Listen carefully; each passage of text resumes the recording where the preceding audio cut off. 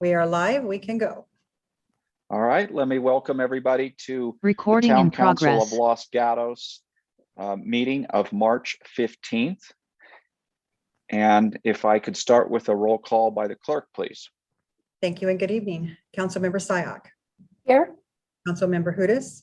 Here. Councilmember Badami. Here. Vice Mayor Risto. Here. Mayor and Chair Rennie.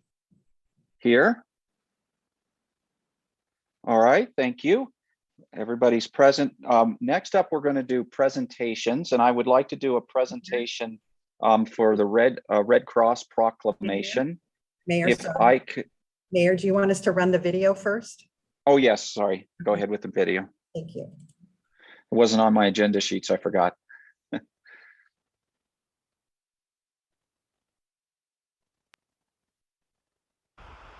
The public is welcome to participate at Town Council meetings, understanding that the purpose of the meetings is to conduct the important business of the town in an efficient and effective manner. At each meeting, the following expectations of civil conduct shall apply. 1. For the benefit of the entire community, the Town of Los Gatos asks that all speakers follow the town's meeting guidelines by treating everyone with respect and dignity. This is done by following meeting guidelines set forth in state law, in the town code, and on the cover sheet of the council agenda. 2. The town embraces diversity and strongly condemns hate speech and offensive hateful language or racial intolerance of any kind at council meetings. 3. Town council and staff are well aware of the public's right to disagree with their professional opinion on various town issues. However, antisocial behavior, slander, hatred, and bigotry statements are completely unacceptable and will not be tolerated in any way, shape, or form at Town Council meetings. 4. All public comments at the Town Council meeting must pertain to items within the subject matter jurisdiction of the town and shall not contain slanderous statements, hatred, and bigotry against non-public officials. 5. The town will go through the following steps if a disturbance results from a member of the public not following these rules. If participating remotely, town staff may mute the individual with an explanation for the record of why muting occurred consistent with this policy. If participating in person, the mayor may call a recess for violation of this policy, resulting in the immediate cessation of the audio and video recording and the council exiting the chamber. Staff will determine if the individual should be removed or if all members of the public should leave, depending on the extent of the disturbance. In the event that all public members exit, only the press would be allowed back in the meeting. Once the individual or individuals leave, the council would return to the chamber and the mayor would resume the meeting. Persons disrupting a council meeting may be cited for violation of the California Penal Code Section 403. These expectations of conduct also apply to meetings of all town boards, committees, and commissions.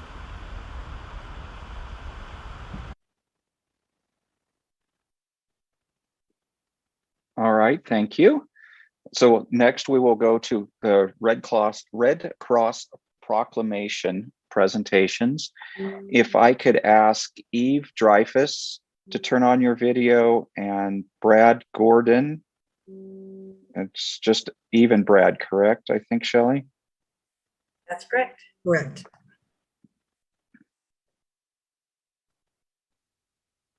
So thank you for joining us. I will start off.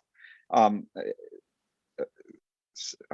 guess I will introduce Eve Dreyfus is a disaster cycle services volunteer and vice president of the Silicon Valley Board of the Red Cross, and will be accepting the proclamation on behalf of the Red Cross. Brad Gordon is a shelter supervisor and DCS volunteer, will also be with us. Brad will be leading an upcoming wildfire evacuation and shelter drill with the town on April 2nd also. And let me read the proclamation here. It says, whereas American Red Cross Month is a special time to recognize and thank everyday heroes, those who reach out to help people in need. During let me go back to my version of it. It's a little bigger. During the trying times of the coronavirus pandemic, people have stepped up to help others in need, where it was responding to this year's record-breaking disasters across the country, or rolling up their sleeves to give blood when our country faced a severe blood shortage. And whereas in Los Gatos, local families have relied on 34 local resident volunteers for comfort and hope while coping with area disasters, including wildfires, floods, and house fires. And whereas last year in Los Gatos, the Red Cross collected 497 units of blood from local residents, which goes far in supporting area hospitals and in educating the need for the newly emerging collection of COVID-19 plasma from recovered patients. And whereas we dedicated the month of March to all those who support the American Red Cross mission to prevent and alleviate human suffering in the face of emergencies. Our community depends on the American Red Cross, which relies on donations of time, money, and blood to fulfill its humanitarian mission. Now, therefore, let it be resolved, I, Rob Rennie, by the virtue of the authority vested in me as mayor of the town of Los Gatos, do deem it appropriate and do hereby proclaim March 2022 as American Red Cross Month and encourage all Americans to support this organization in its noble humanitarian cause. And I would like to thank also our volunteers that are with us tonight. And I understand, is it Brad going to speak for us tonight? I'm going to speak first, and then Brad's going to give a local update. I'm just going to give a brief overview and of the Red Cross, and then Brad's going to tell about more local events on top of the one that you also spoke about. So first of all, that was an incredibly well done proclamation, and thank you so much for that. That means so much. You really, really understand what we are doing here. The Red Cross has 5 different lines of service that I'm sure you're very familiar with. Disaster services, and that's anything from home fires to hurricanes, wildfires. You can know that whenever these disasters are occurring, the Red Cross is there. We're there putting up shelters, we're there taking care of the people, whether it's just one family that has had a home fire or entire communities like CZU and all these fires that we've had around us. On top of that, we do blood services, like you mentioned. We provide 40% of the blood for the country. And we are, like you said, desperate for blood services. So we need people to donate. Because of the pandemic, it really got shut down. And so we are desperate. And we're working together with the hospitals to create blood drives and to encourage people to donate. We also do training. We do the CPR training and preparedness training. So for example, your go bag that you all have, we can help you put together the go bag and what needs to go in it. We also do services for armed forces, and we do international humanitarian and disaster services. And right now we do have boots on the ground in Ukraine. And I wanted to give a little bit of a Ukraine update.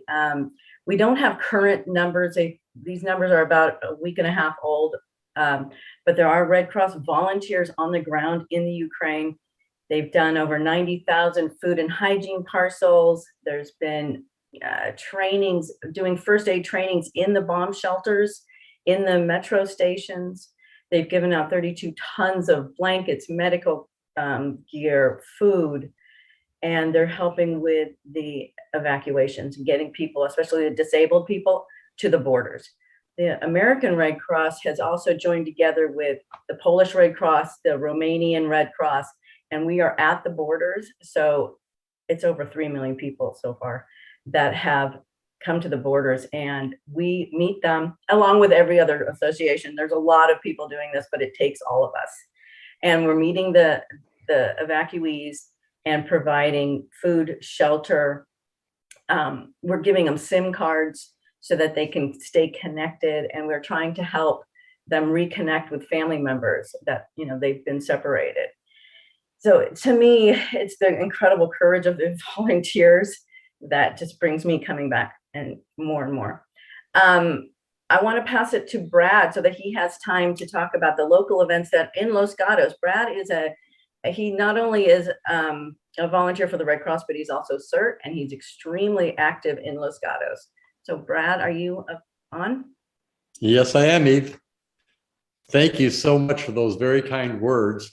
And thank you, Los Gatos, for honoring the American Red Cross with this proclamation tonight. I'd like to spend just 2 minutes on 3 very important topics. First, I'd like to thank the Town Council, the Los Gatos Montessorino Police Department, Santa Clara County Fire, and Los Gatos Montessorino CERT for making emergency preparedness a top priority. Under their leadership, significant work has begun on wildfire mitigation, preparedness, and safety, and much more is planned in the coming months and next few years, thanks to significant funding from the town, county, and state of California to make Los Gatos safer for all of us, to prevent wildfire devastation, and to save homes, businesses, and lives. As an example, and as you've already heard, on Saturday, April 2nd, there will be an emergency evacuation drill for the College Hill neighborhood.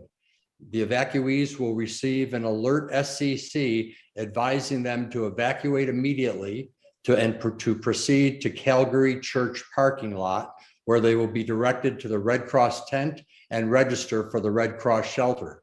So it'll be a live experience if there was a true disaster of exactly what they should do and what the process would be to register for a shelter and understand how the shelter operates to help them. Second, and this has been mentioned, but I want to emphasize this. I want all of you to know that we're currently experiencing the most significant blood shortage that America has had in over a decade. As been mentioned, Red Cross provides 40% of all the blood, platelets, and plasma needed to help save lives. And right now, all donations are also being tested for high antibody levels to help treat COVID-19 patients with weakened immune systems, possibly saving their lives. To donate, please go to redcrossblood.org. I'll repeat that, it's redcrossblood.org, and sign up. It's fast, simple, and painless, and you might just help save a life. And lastly, as the frequency and intensity of disasters continue to increase across California and throughout the United States, the American Red Cross needs more volunteers. Did you know that 90% of all Red Cross folks are volunteers? You heard me right, that's 90% are all volunteers. If you'd consider joining us, please go to redcross.org/volunteer and see the many ways in which you can volunteer, then sign up. You may, like me, feel this is the most satisfying and significant contribution to your fellow man, woman, and child that you've ever made. And you might soon be wearing one of these red vests like me. So thank you again for honoring the Red Cross, and please consider becoming a part of this amazing team of volunteers, donors, and contributors. Thank you very much. As we heard, it's extremely appropriate that this month is Red Cross month with the war in Ukraine and everything the Red Cross is doing. We really want to thank you. My wife is from Ukraine, so I'm a little touched.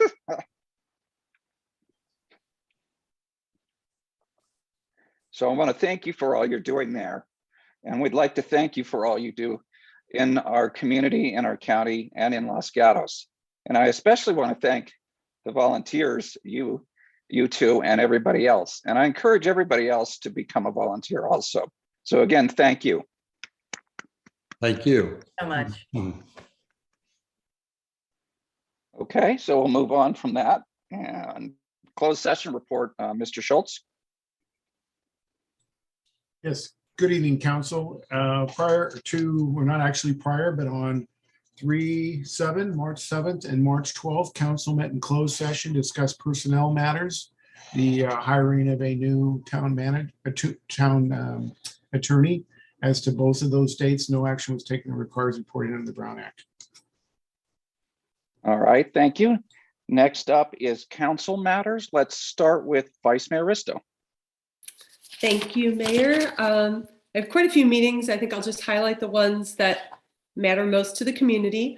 Starting 2 Wednesdays ago, I've been assisting Patty Charles from Safe Routes to School, who's a licensed cycling instructor in 5th grade cycling skills classes for 5th graders in town. And so it's open to students to enroll. It's done after school on the early dismissal Wednesdays. And I just help out, but we work with the students first in the parking lot, and we've gotten them out on the streets, and they're even biking in the new protected bike lanes on Winchester Boulevard. So it's a lot of fun, and we're working on the next generation of bike commuters.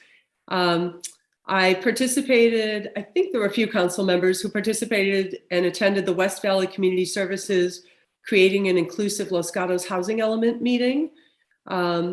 We had the council retreat on the 5th that all council members attended. On the 6th, I attended the Ming Kwang rededication arch where the mayor gave a speech, and a number of the community surrounding Ming Kwang came together to celebrate a very long legacy of helping children out of very difficult situations, and really very heartwarming stories and a long tradition there.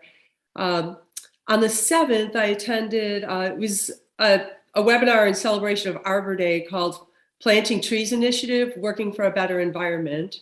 And then kind of dovetailing with that, I was invited by the vice mayor of Mountain View to join with a group that is comprised of council members and kind of involved environmental residents in San Mateo and Santa Clara County. And it's called Green Streets for Sustainable Communities. So Los Gatos will be joining up with that, and we'll be learning more, but it primarily centers around the benefits of trees and greenery in terms of making streets more livable, slowing traffic, making it more pleasant for people to walk, and how we can forward those initiatives. I attended the VTA PAC meeting in place of the mayor last week, and the primary matter of interest to Los Gatos had a very positive income. The OBAG Cycle 2 reprogramming, as recommended by VTA staff, was approved. And that means that about $3.2 million in OBAG funds that were reprogrammed and given to the Cupertino Stevens Creek Boulevard Class 4 bikeway and the Los Gatos Creek Trail Highway 9 trailhead connector. In addition, there is potentially some relinquished OBAG Cycle 2 funds from another city. And if they are relinquished, there's about $900,000 that will be redirected toward the Los Gatos Creek Highway 9 trailhead connector. So a lot of good progress on that front. And let me see, I attended the Little League opening day with Councilmember Sayak and Supervisor Wasserman last Saturday. Really fun after 2 years of not having a big baseball celebration to get together, and brought back memories of when my kids played t-ball. On the 13th, I attended the Coder School grand opening and ribbon cutting with Councilmember Sayak. And last night I attended the Finance Commission. Thank you.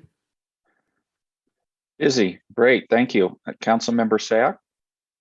Thank you, Mayor. 2 items worth bringing up. The Cities Association Legislative Action Committee and Board of Directors met last Thursday. The action that was taken was a letter of support, AB 1944, Assemblymember Alex Lee's bill. It's one of 2 bills to modernize the Brown Act. This specifically looks at how to keep the panelist locations private so that there would be no need to publish and include public members into one's residence. And in addition, I believe all council members have been meeting with our new county supervisor, Joe Smidian, and so that took place as well. Thank you. Thank you. Councilmember Badami. Thank you. On March 2nd, I attended a webinar on inclusive housing in Los Gatos, sponsored by West Valley Community Services. On March 3rd, I met with Nancy Rolette, Executive Director of Los Gatos Saratoga Recreation.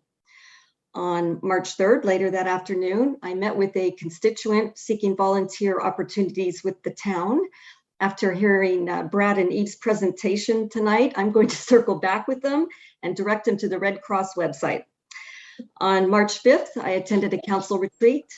On March 9th, I attended a conceptual development advisory committee meeting as vice chair. Don Capobres presented a proposal for development of the second phase of the North 40. Proposed changes to height, residential and commercial would require amendments to the specific plan. And on March 14th, last night, I attended a meeting of the Finance Commission. And that's it.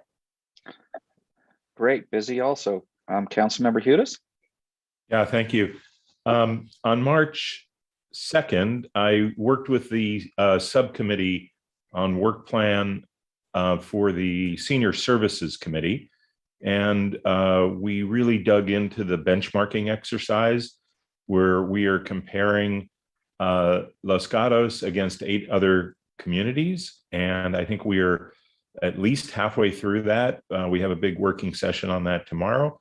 It's very interesting because we're turning up some real insights from how other communities are providing senior services. I met with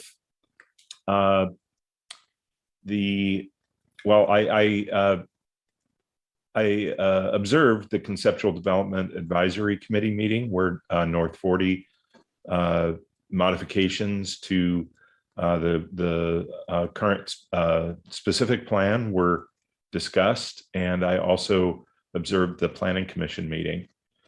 On March 10th, I met with some residents who were concerned about cannabis commercial operations in Los Gatos. It was a significant group of residents who had substantial concerns, and we met for quite some time, and I was also provided a number of articles by this group to help bring along my understanding of the challenges surrounding that. As Councilmember Sayak mentioned, I also met with Joe Simidian, and we discussed a number of things in ways that the county and the town can work together going forward, as he is our new county supervisor. Notably, we talked about finances and the current situation with town finances, and also some of the challenges going forward. We also spent a fair amount of time talking about senior services, and he's very engaged on this topic, and I think a good resource as we look, because Los Gatos can't possibly provide all the services ourselves. We're going to need to partner and work on a regional basis. So that was a very productive conversation. And then I participated in the Finance Commission meeting last night, where we covered a wide range of topics, and that's it. Thank you, Council Member. Everybody's been very busy. I'd like to thank Vice Mayor Risto and Councilmember Sack for my alternates on PAC and cities for filling in, and the good summary that Vice Mayor Risto sent us about what happened during that. In addition to the Ming Kwong Arch dedication, where I got to speak some words, I also on 3/2 met with the Chamber and the town manager, and we discussed various issues related to the Chamber and business in town. On March 3rd, the Silicon Valley Legislative Committee met and recommended, and then later the board of Silicon Valley Clean Energy approved support for AB 1944, as the Cities Association did, but we also approved support for SB 1100 by Cortese. The board also met. When they met, they approved a doubling down on our decarbonization programs, where we allocated 17 million to programs related to EV charging and building electrification. On 3/11, the BACMed, that's the Bay Area Air Quality Management District Board, had a closed session on an employee evaluation.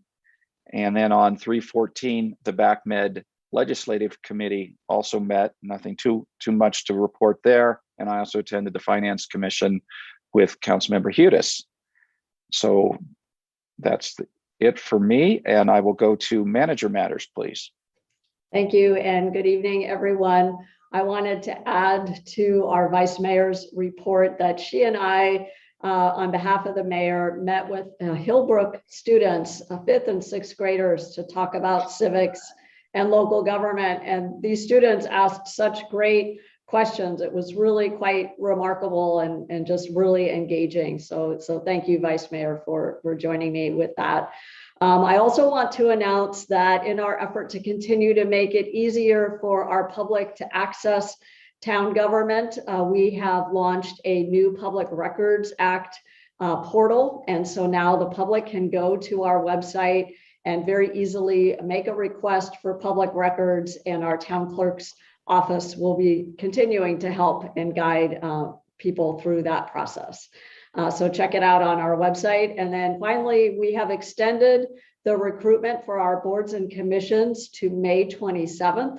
Applications are now due on May 27th, and we will be doing interviews in early June. We also have a new opening, and that is for a finance commissioner to replace one of our commissioners who will be moving out of the area. So please sign up. We've got some great volunteer opportunities with the town. Thank you. Thank you, manager. Next up is our consent calendar. These are items that will be passed by one motion of the council, and they're usually items that are more ministerial. Council members can pull an item and move it to the regular agenda where we'll have a staff report and discussion, or council members can just make comments on items on the consent calendar if they wish also. At this time, I'd like to see if there's any council members that wish to pull an item from consent. Consent calendar consists of items 1 through 11. Councilmember Badami. Thank you. I'd like to pull item number 7. Okay, we will pull item number 7, and as our tradition is, we'll hear it at the end of all of our other agenda items. Would any other council member wish to pull items? I do not see any, so let me go and see if any of the public would like to comment on any items on the consent calendar, which no longer has number 7. So any of the items 1 through 11 minus 7 you may comment on. And I do not see any hands up from the public. So I will come back to the council for a motion. Vice Mayor Risto. Thank you. I'll move to approve items 1 through 11, accepting item 7. And just with the comment that on item 6, approving the redlined version in attachment 3. So there was an additional desk item today, so incorporating those changes. All right, I have a motion. Council Member Hudis. Thank you. I'll second the motion and just add a comment about item 6. And item 6 is to make some changes to our appointments policy. And I want to just thank the work that was done on it by the town clerk and by council members, because it does really afford an opportunity for more residents to get involved and volunteer and to participate. It also aligns the appointment process with the election of new council members. So, and it combines in an event the swearing in of new council members with the interviews and appointments. And so I think it will be, it'll lead to great engagement. So just expressing my support for that and the second. Great. That sounds good. So seeing no other comments, I will go ahead and call a question. So the motion is to accept items 1 through 11, accepting number 7. I'll start with Councilmember Hudis. How do you vote? Aye. Councilmember Sayak. Aye. Councilmember Badami. Aye. Vice Mayor Risto. Aye. And the mayor also votes aye. So those items pass unanimously. and item 7 will be heard after item 14. Next up is verbal communications. This is an opportunity for our residents to address us for 3 minutes on items that are not on our agenda. And let's see, come up. And I have one hand up from Ali Milano. If we could bring Ali Milano forward, please. Hi, my last name is actually Miano, but thank you for thank you. Thank you for correcting me. Sure. As a member of the Los Gatos Anti-Racism Coalition, as well as a recently appointed Town Complete Streets and Transportation Commissioner, I've spoken to you these past couple of years about many concerns: affordable housing, care for the homeless, increased public transportation, concerns over racial profiling and possible over-policing, overbuilding in historic districts and on our beautiful hillsides. And despite my persistent visits, my guess is that maybe many of you may disagree with me, perhaps even most of the time. Fair enough, it's a free country, and I, like my colleagues, do appreciate the energy and the elbow grease that all of you invest in this town. So thank you. But tonight I want to talk to you about something that I believe that virtually every Los Gatan can agree on, and that's that we love the Los Gatos Theater. Whether you're a lifelong resident or just an occasional visitor, it's always been so wonderful to walk into a beautiful downtown theater, grab some popcorn and goodies, enjoy a good movie, and go out to dinner afterward right here in our own backyard. And for anyone too young to remember, back in the 60s, it was such a thrill each holiday season to see a double feature of the Beatles' Hard Day's Night and Help on the big screen. In fact, except for our black and white TV at home, that was pretty much the only kind of screen that existed back then. And since little kids could move about safely back then, we often went to the theater without our parents. My brothers and sisters remember the manager, Sam Yablonsky, telling the theater goers to vote for him for mayor. So yeah, just seen any number of movies there. And it's such a treasure. I know I don't have to tell you all that. I've gone there over the years so often with family and friends, as I'm sure you all have. Gone out of my way to patronize our local theater before driving to San Jose or Campbell to see a movie. And I'm grateful to the Getz family for donating the theater to the town, but also very nervous that the new managers won't love and manage and care for the theater as well as the Getzes did. And as I understand it, the town plans to contract a manager or managing firm. And I just want to, beg you to do everything in your power to bring the theater back into full operation and make sure that it stays that way. Don't let it be demolished or replaced with a shopping center like Saratoga's was, or to be, perpetually closed like Campbell's old theater, or to turn into a mini mall like Willow Glens. Please find somebody who will care for this wonderful landmark with kid gloves, because we don't have the light rail bringing in business like Campbell does, and we've lost great icons like the Curious Bookshop and Hannigan's, and without this wonderful theater, I'm afraid that would just be too great a loss. Thank you so much. Thank you. And would any council members wish to ask any questions of our speaker? I don't see any hands, so thank you for speaking, and thank you for all the times you come and share your wisdom with us. And we are working very hard to get the theater opened again. We are all staff and council and everybody looking forward to the theater being open soon. So thank you for also helping generate more energy. Thank you. Next up, I see Celine Leroy, please. Good evening, everyone. Can you hear me? Yes, go ahead. Perfect. I'm actually speaking tonight on behalf of, I'm actually a Los Gatos resident since 14 years. I have 4 children here in the Los Gatos school system. I'm actually speaking on behalf of another Los Gatos resident who couldn't make it tonight and asked for me to read her email. So if you don't mind, I'll just read the comments on the cannabis dispensary in Los Gatos. So here's her email. I'm afraid I can't make the meeting, but please feel free to share my thoughts and experience after raising 2 children, now 21, and having served on CASA board for several years. where I learned much about research on the topic and effects of THC on the developing brain. Research shows that THC inhibits development of adolescent brains. This is not debatable.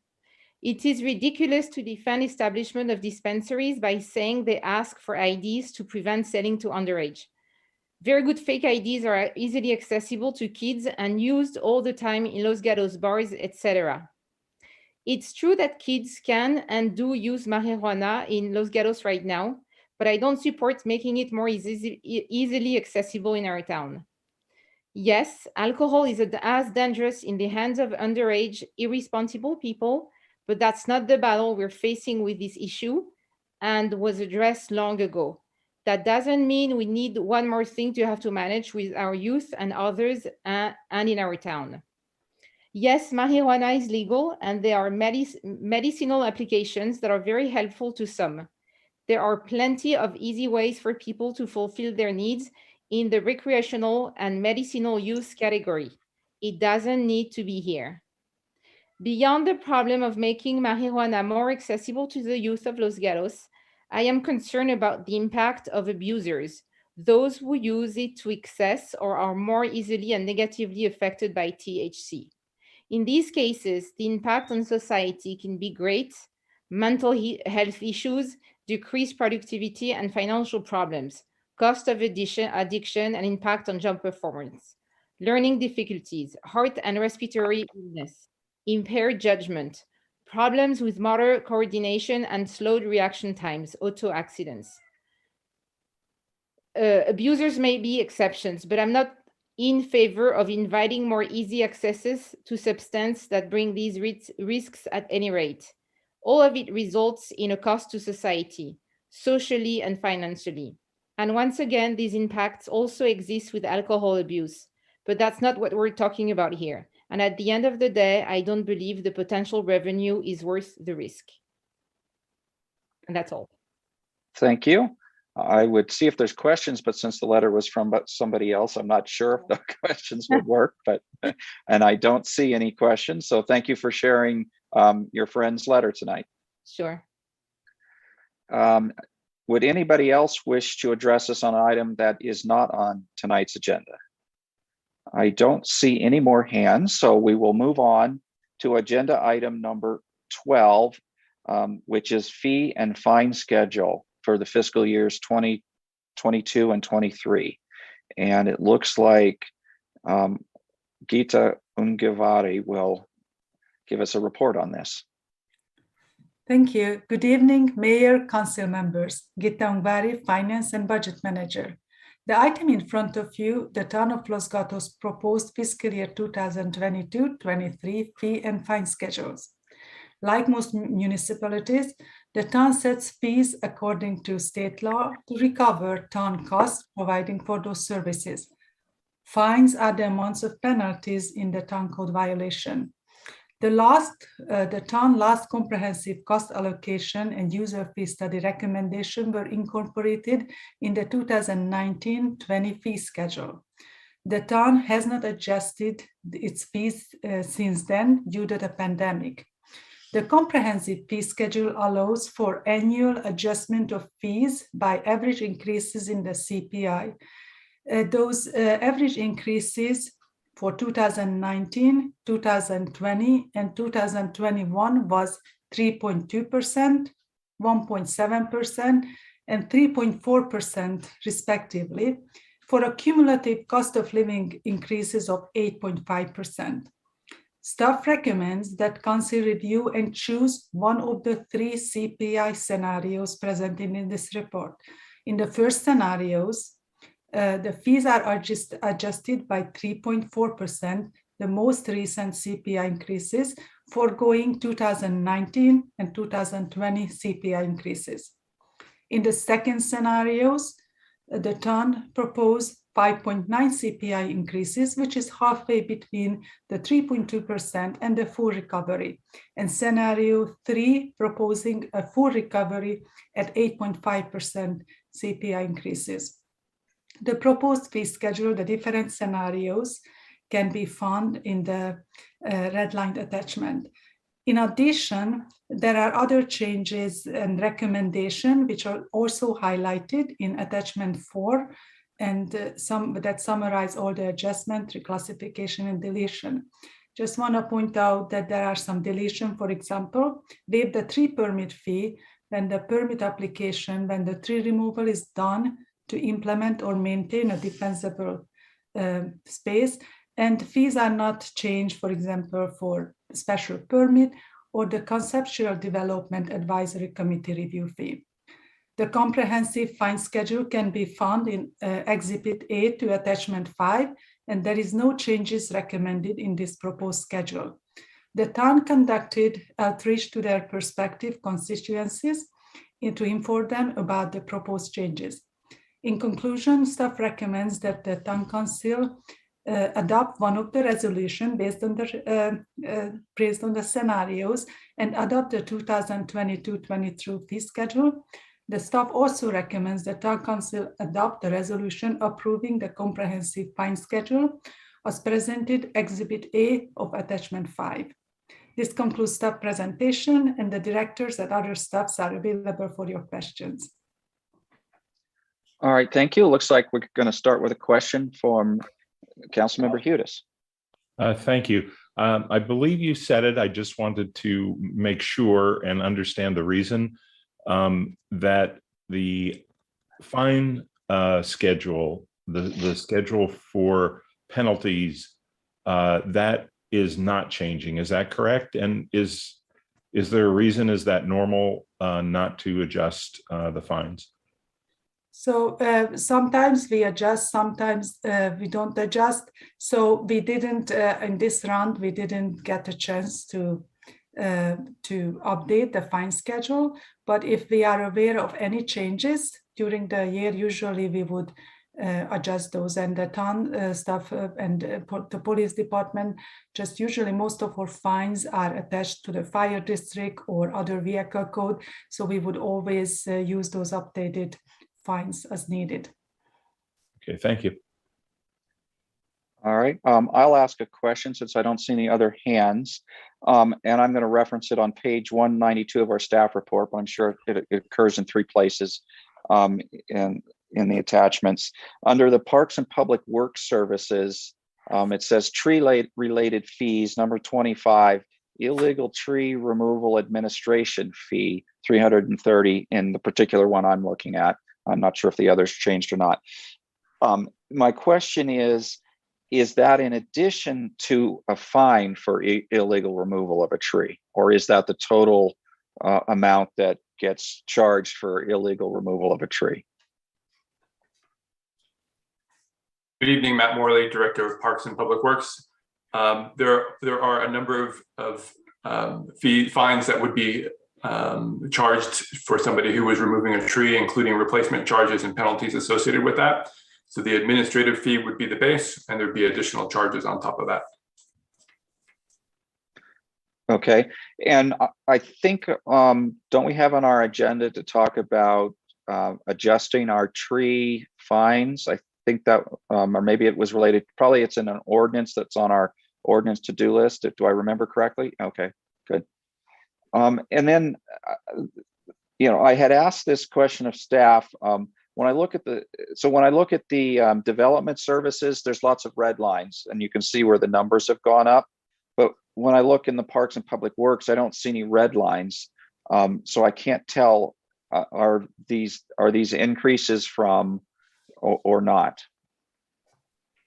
So I can start to answer. So all of those fees that related to development, and we usually adjust with the CPI, those are adjusted. And some of the fees that PPW or engineering related can be found under development services. So they are changed. However, many Parks and Public Works related fees like park reservation, we haven't changed those fees, and so most of the park development related fees would have been changed. Okay, thank you. Any other questions from council members? Let me go to the public and see if any members of the public wish to speak to us on this item? I don't see any hands up, so I'll come back to council for discussion, more questions, and an emotion eventually. I think the question for us is, which level of fee increase do we want to go to? As specified, I have to get back to the right page. Or are there specific ones that we also want to increase or not increase? And it looks like I'll start with Councilmember Hudis. Thank you. And I know this was a collaboration between the Finance Commission in terms of making some recommendations that we take a look at this, as well as town management. And although it's always painful to raise fees and you worry about the consequences, I think that we need to recover costs and link to the cost of inflation. Clearly, we need to make some changes. I do think that to some degree, this has been an abnormal period of 3 years where we were very concerned that increasing fees could prevent some basic development from occurring during the pandemic. So I think we withheld on that. I'll just put my thought out there that to try to make it up to the 8.5%, I don't think would really be the right thing to do, because to some degree, we have been able to balance our budget using other funds, ARPA funds, without increasing these fees. So I think from my perspective, I don't think it would be that important to try to collect all of it. On the other hand, we have had significant cost increases, and we are facing a CPI, coming forward that's well north of 7%. So I would feel more comfortable with a middle ground of a 5.9%, and just to get the discussion going. Thank you. Councilmember Badami. I was also going to throw my support for taking the middle ground here with the 5.9 CPI increase. It makes sense. It's a compromise between the three scenarios. So I would be supportive of that. And I also would be supportive of leaving the fine schedule as is. Thank you. Vice Mayor Risto. Thank you. Yeah, when I was thinking about it, I think we really do need to get to cost recovery, but I don't think in one step. And so, without putting an undue burden on anybody who has to pay these fees, we also do need to cover our costs. And even if we have other sources that will cover them right now, I don't think that's where we want to be operating. So I'd actually be willing to make a motion to approve scenario B.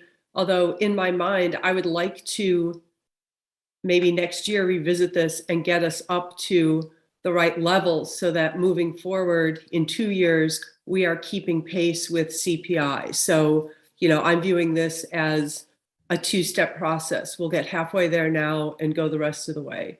So my motion would be to accept the, I'm sorry. Okay, I'm iPad impaired. To accept scenario B and to accept the fine and fee schedule as outlined, including scenario B for the fees. And that would be attachment 2, correct? With this exhibit A? Yes. And let me just ask a question. And did you include in that you wanted to see this come back next year? Yes, I'd like to see it come back next year and see what what the percentage would be then to get us up to full cost recovery, because I think that's where we really need to be operating. Let me ask a question of staff before I look for a second on this one. How easy is it to look at this again in one year? I'm trying to remember, did we hire a contractor to look at all of our fees and justify their increases? Is it a big deal to do it again in 1 year? Because we typically do it every 3 years, and that's why it looks like a large number. I want to clarify that if you could. Usually we do the big comprehensive review with a consultant every 5-6 years. And the annual review usually done by staff and only use the CPI. It's very easy to bring it back for us. Thank you.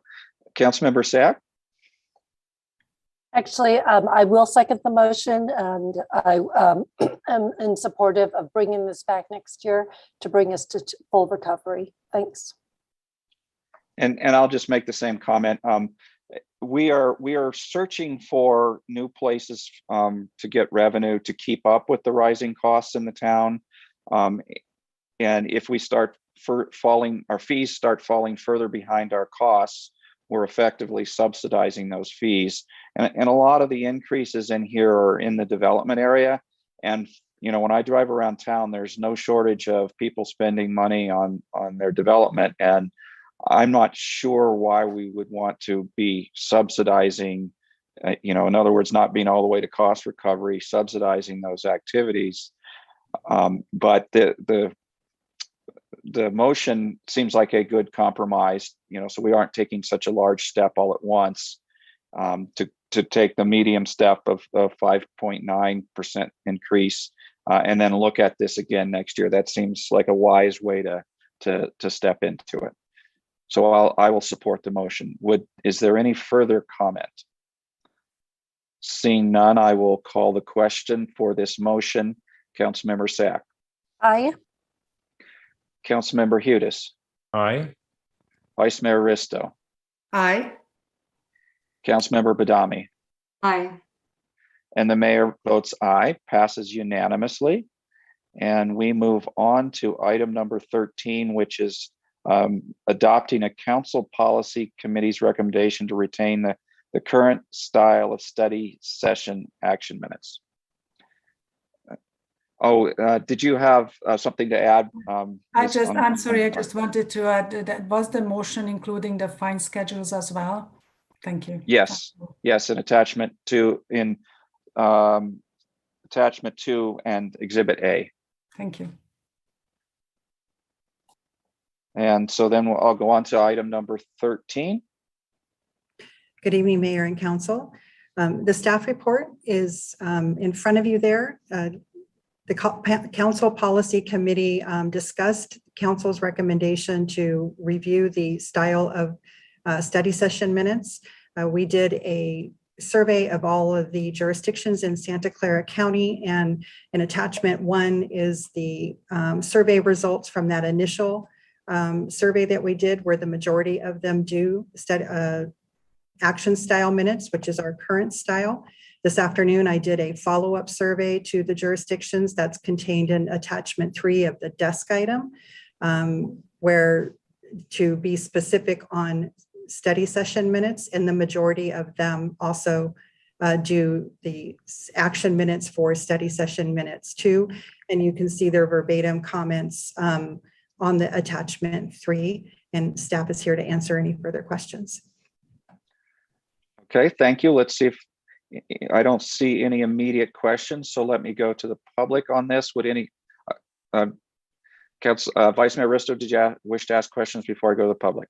Yes, thank you. I'm sorry. I do have a question. So right now, I know that all of our meetings, especially because we're meeting, well, particularly because we're meeting remotely, are recorded. They're either video or audio.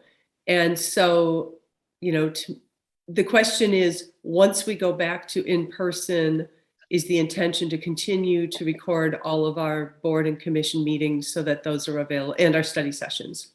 Yes. Okay, thank you. And maybe I should follow up. So are we recording all of our commission meetings? Yes, we are. Okay. So the boards and commissions outside of council and planning commission and the pension and OPEB trusts, those are all video as well as audio. All of the others are strictly audio. Okay, makes sense. Let me go to the public then. Would any member of the public wish to speak to us on this item? Don't see any hands being raised, so I'll close public comment on this item and come back to council for a motion or discussion. Vice Mayor Risto. Thank you. I'm completely supporting this recommendation. I think between the time it would take for more extensive minutes, which would require a lot of staff time, but in addition, it would require interpretation of what was said or what gets covered. And I've certainly attended commission meetings where somebody wanted what they said extended more, or they didn't like the way something was described. I think the fact that we will always have a recording, and anybody who wants to find out what happened can listen to the recording and not look for some type of coverage. I think continuing with action minutes makes the best use of our staff time, and it makes it clear where people can get the information if they want to know what happened at a meeting. So for that reason, I would move to approve the recommendation by the policy committee to retain action only minutes. Councilmember Sack. I'll second the motion. Okay. Councilmember Badami. I was hoping for a little discussion before we got to a motion, so I'll just make my comments then. I'm going to approve it, and I recommended that after reviewing it in the council policy committee meeting. That seems to be the most common approach. We've got a lean staff. We're talking time management for staff so they could spend their time on other things. And it eliminates staff controlling the verbiage, which could be taken out of context. And we do have the recordings that people could go back to for more thorough interpretation and to view, body language and all that goes along with making a decision. So I'll be supportive of the motion. Councilmember Hudis. Thank you. I requested a look at this. Mostly because we had some very consequential study sessions, such as on our general plan, for which there are no notes. Questions were raised, not answered, and they were raised by the public, by large numbers of the public. Contrary to the staff report, I did my own research, and I found that of 13 communities listed, 7 of them do some version of summary minutes. I appreciate that staff went back and took another look at that. I think it's important, but I also see that it's not the will of the council, and so I'm just going to let it go at this point. Thank you. Okay, thank you, Councilmember Sack. I want to just ask staff the comment that there were no questions answered. My understanding from the study session was that the questions that were raised, those were going to be summarized. And are those all answered and summarized on the website as we were told they would be? Or at least questions raised along the way? Because I know that we have a process so that whether it's through the EIR or through other mechanisms, there's a place that people can look to as in the past. But I want to make sure I'm understanding the process correctly. Thank you, Council Member, for the question. In general, especially for something as large as the general plan update, the general plan update website is really the go-to place. We were doing questions and responses. We ended up getting so many that I don't know if we've answered every single one, but we are, preparing our staff report to the Planning Commission, and that will include all of the public comments as well as the choices before both the Planning Commission and the Town Council as it pertains to the general plan update. So we are still open for public comments on the general plan in particular, and we encourage our public to stay engaged with that process. Okay, thanks.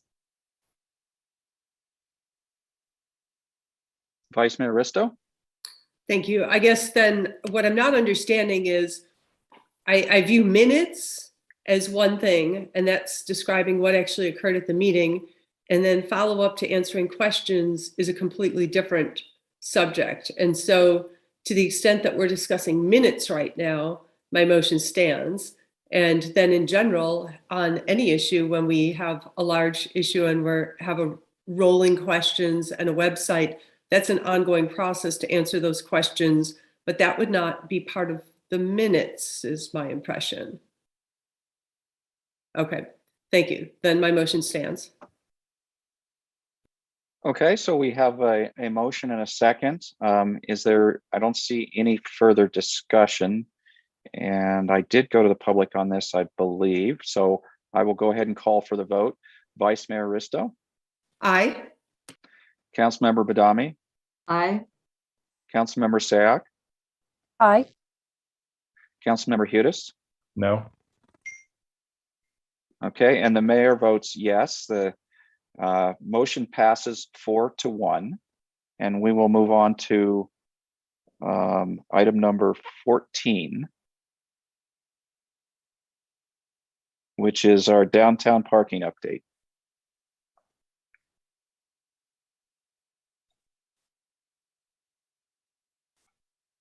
Thank you, Mayor, Vice Mayor, and council members. I'm Jim Rinelli. I'm the parking program manager at the police department.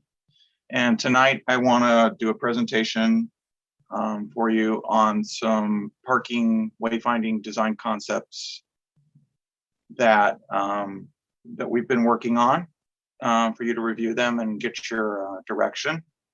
I'd also like to discuss some of the parking progress that we've made on the roadmap, parking roadmap, and then get your direction on the vehicle occupancy counting and digital signage wayfinding to find out where you want to go with that. Okay, next slide, please. I'll answer all your questions and everything at the end. It's a very brief presentation. So town staff have been working with Hunt Design, our consultant we hired to design the signage and wayfinding for downtown. We've been working on families of signage so that everything meshes together. And those families are a gateway and destination markers, a bicycle and pedestrian wayfinding, and then vehicular wayfinding and parking signage. And the parking signage actually goes in the parking lots, and it's more about, you know, time zones, employee parking, etc. I want to present those two designs that town staff want to recommend move forward. Next slide, please. So this is design concept A. The main difference between this and B is it's a more modernized square top across the top of the sign for the framework. Both styles will incorporate the town branding through the LG being in a circle at the top, which kind of represents parking. And we'll continue to use the international sign for parking, which is the blue circle with the P. So this is kind of, like I said, it's very similar to the next design, but it is darker brown. And then we have a white, fairly large border around it. And as you can see at the top of the illustration, it kind of jumps out at you compared to either no border or a small border, and then the standard brown that we've been using on our current signage. Next slide, please. So this is the other style, which is the arch design concept B. And you can see at the top of the framework, it's kind of a rounded arch. This is also a lighter color brown. And as you can see, it kind of fades into the background in the illustration that's shown above.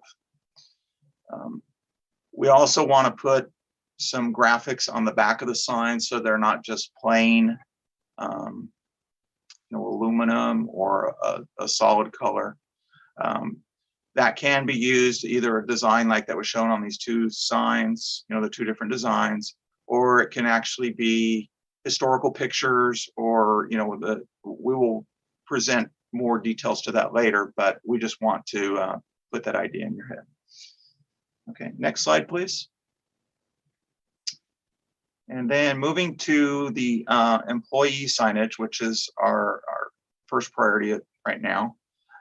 Based on survey data and parking permit registrations, we had over 800 employees and businesses apply. And we're going to start with 500 employee spaces, or approximately.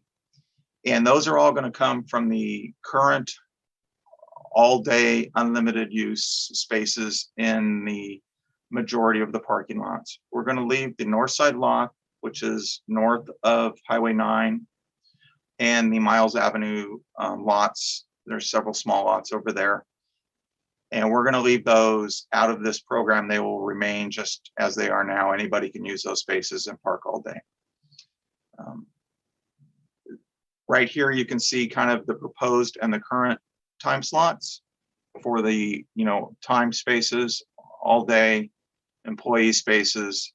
And then the other spaces, that pretty much is made up of ADA spaces, electric vehicle spaces, some time zone spaces, etc. Those are existing, and at this part of the process, we won't be adjusting those. To mark the employee spaces, we want to use a hybrid system, which is going to be a combination of poles with signs and painted ground markings. The information will be consistent between the two of them. Next slide, please. So here's some examples of what the signs would look like.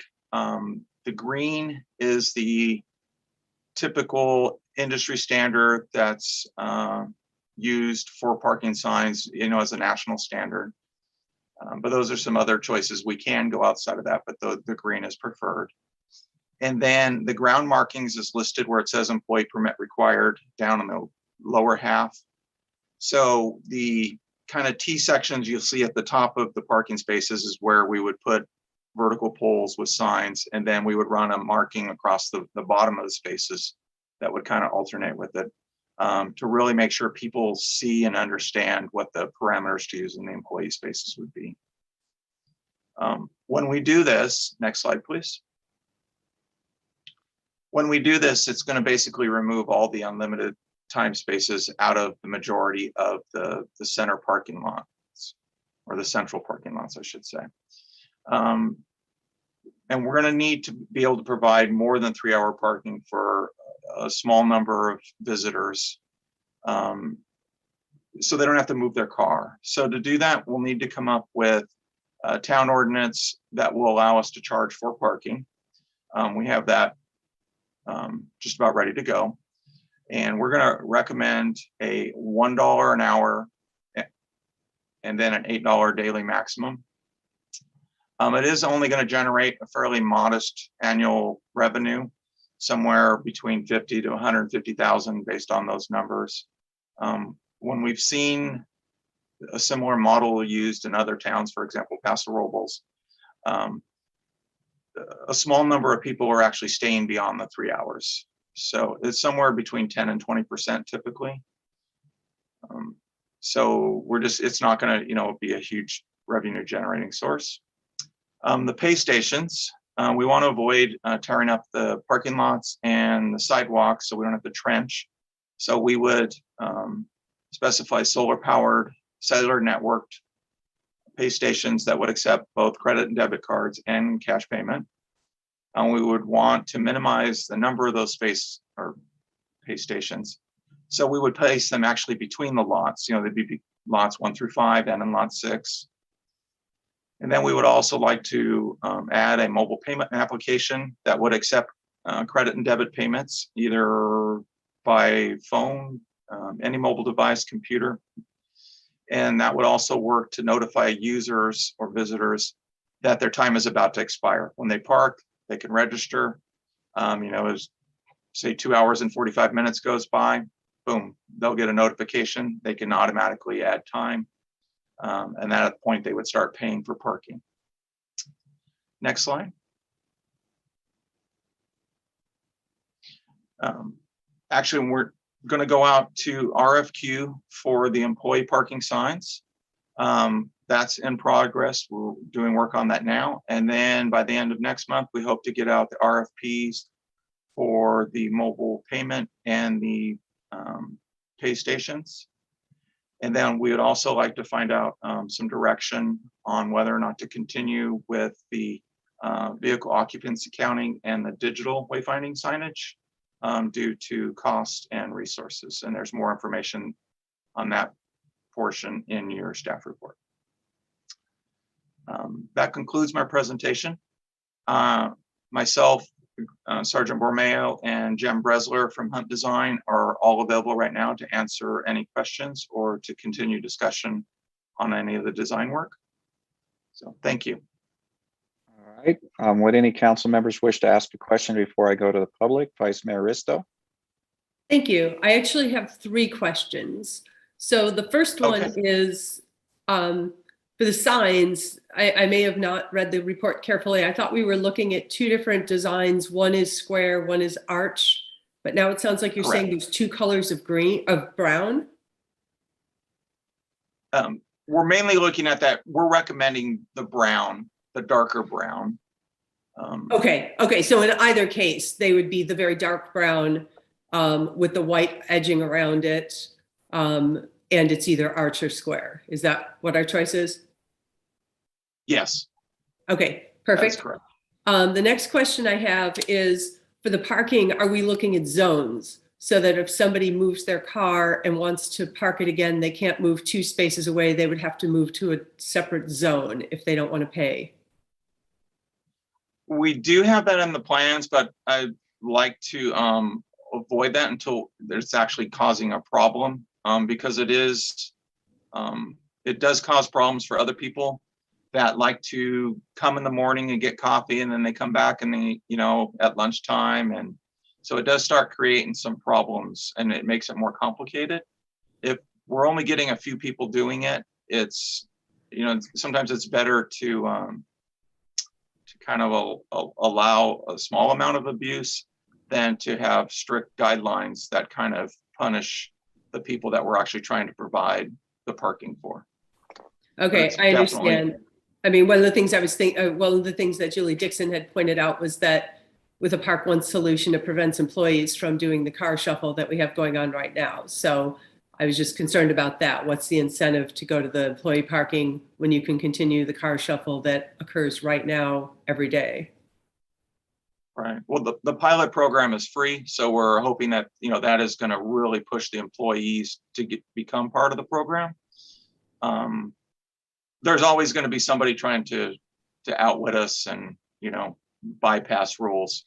But like you said, if it's a very small minority that's doing that, it's kind of better to not penalize the other people. Okay, and I agree. And it's probably an enforcement nightmare as well. That just steps up enforcement. And my third question is, I'm just trying to figure out how we get to an $8 max. I'm under the impression that parking enforcement goes, the 3-hour slots are timed from 9 a.m. to 6 p.m., which is 9 hours. And if you can park for 3 hours, the longest anyone would exceed the 3-hour limit is 6 hours. So how do you get to an $8 parking fee? That's actually a good point that way. Yeah, that's something definitely. I was looking at it strictly as just if somebody was parking for 8 hours, anything beyond that. Oh, yeah. Okay, sorry. And I wasn't trying to trip you. I was just thought I missed something. But so to be clear, our parking the 3-hour parking is enforced from 9 a.m. till 6 p.m. in the municipal lots, except on Sunday. Right. Okay. All right. Thank you. Councilmember Badami.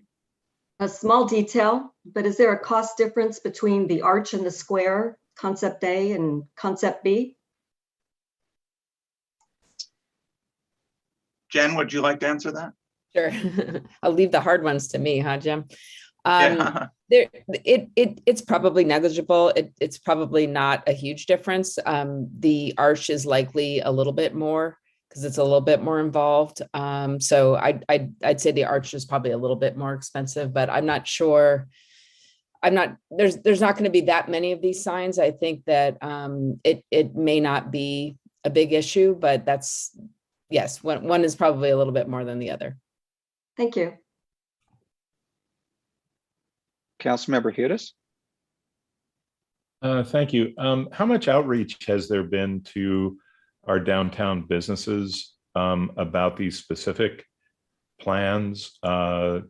including the timing of the parking that's permitted, the fees that are going to be charged, the fact that there'll be pay stations and things like that. Do you have a sense that 80 or 90% of the downtown businesses are aware that this change is coming? We haven't done much outreach with regards to actually with the pay stations and stuff. It was part of the original roadmap. And that's where we had taken that. All of our actual outreach was to get people to provide information so we could determine how many employee spaces that we needed. We have been sending emails to the people that have signed up to try to keep them apprised of where we are in the project, though. Is that a large group? Is that, I guess we have 800 employees plus the employers. Is that a group of 1,000 or more that's being informed? It's like you said, it's over 800. Those are actually combined there together. Okay. Good, thank you. Councilmember Sayak. Thank you. So 2 questions. The first, right now we have how many time limited parking? We have the 3-hour lots. And do we still have the 30-minute lot time limits on North Santa Cruz? Yes, you have the 30-minute time limits around the parklets on North Santa Cruz. You have 2-hour parking on other portions on South Santa Cruz, Main Street, and on the what I like to call the cross streets, Almendra, Bachman, Elm, etc. Okay, so the question then is, the paid parking, would that only be for those parking spaces that are 3 hours, or would it be for all the spaces? It can be done for any of them. You would obviously not want to do that for 30-minute spaces because the intent is basically the quick in and out. We were not proposing it for the 2-hour spaces because it's the same thing. We don't really want the businesses, for the employees, if they are going to kind of, I hate to say play the game, but play the game, for them to stay on the most convenient on-street parking. So we wanted to make that for the 3-hour parking only. Okay, that makes sense. And then my second question is, what is the process and the time lapse? So if we move employees and they take the unlimited time spaces, is there going to be a period of time before we do the pay to stay so that there may be a overlap and we've run out of spaces? People can move. We don't have an exact timeline because just with the process with RFPs and RFQs. So there's not exact dates to any of it. We can get the app in the quickest. And speaking with some of the companies, they literally can do that in a matter of a couple of weeks when they're ready to go. Pay stations, some of that depends whether or not they have that stuff in stock. If they have to make, quite often it's kind of made to order because it's not a high volume item. They don't sell, tens of thousands of them. But most of them can make them pretty quick in a matter of 4 or 5 weeks. So we would be trying to do it kind of contiguously so that there isn't a big disruption. And we could also institute the employee spaces in kind of a staged approach too, and see what kind of impact it's making. It doesn't absolutely need to be done, all at once in a matter of, turning it on all at once. Okay, and then if I may, Mayor, the third, and I'm not advocating to delay this. I think a majority of us probably want this to happen tomorrow. I guess the question is there anything that you need from us tonight? If everyone says this is awesome, let's move forward, the RFP goes out, there's nothing further that would hold this up, right? No. Okay, that's all I needed to know. Thanks. Councilmember Hudis.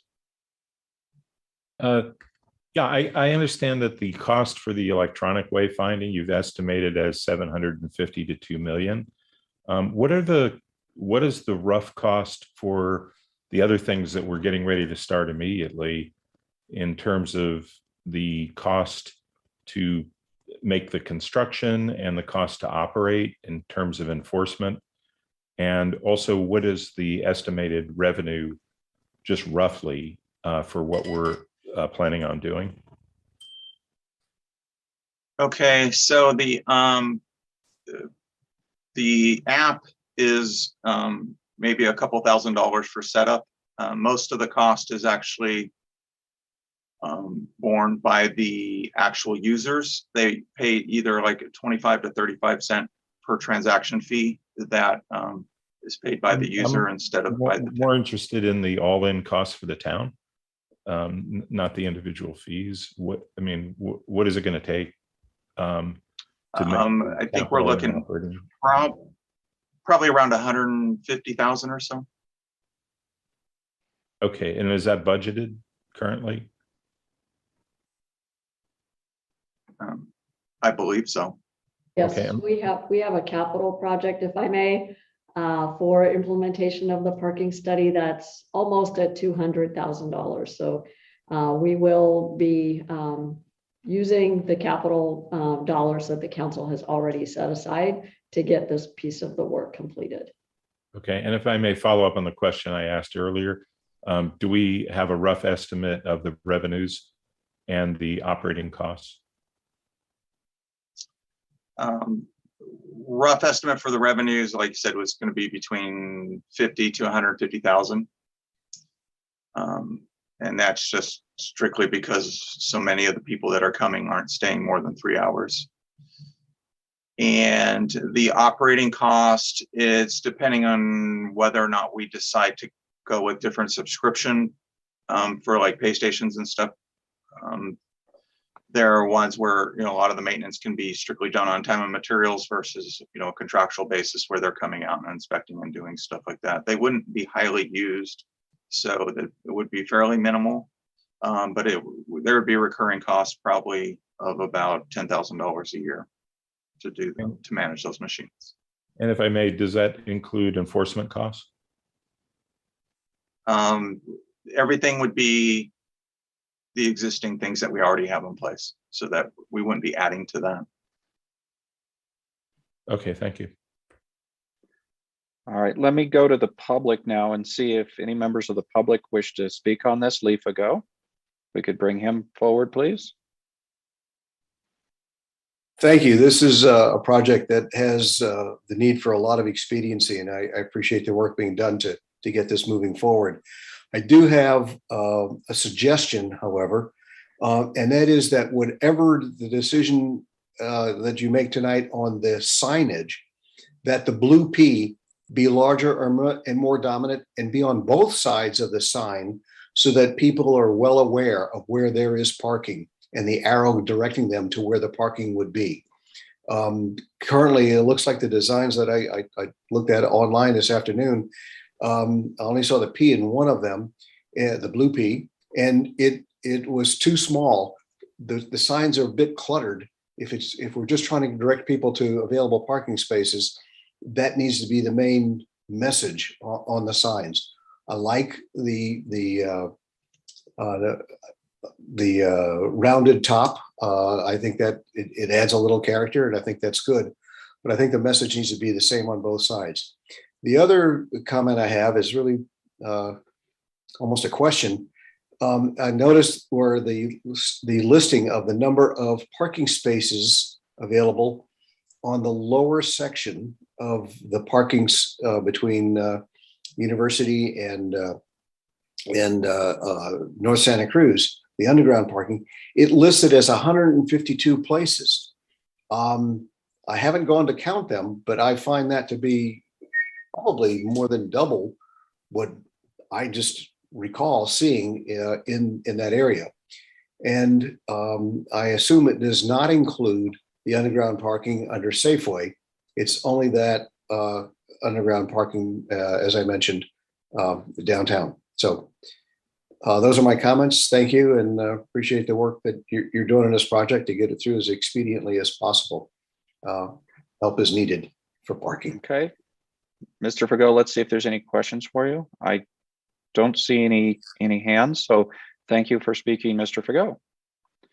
Next up, Catherine Summers.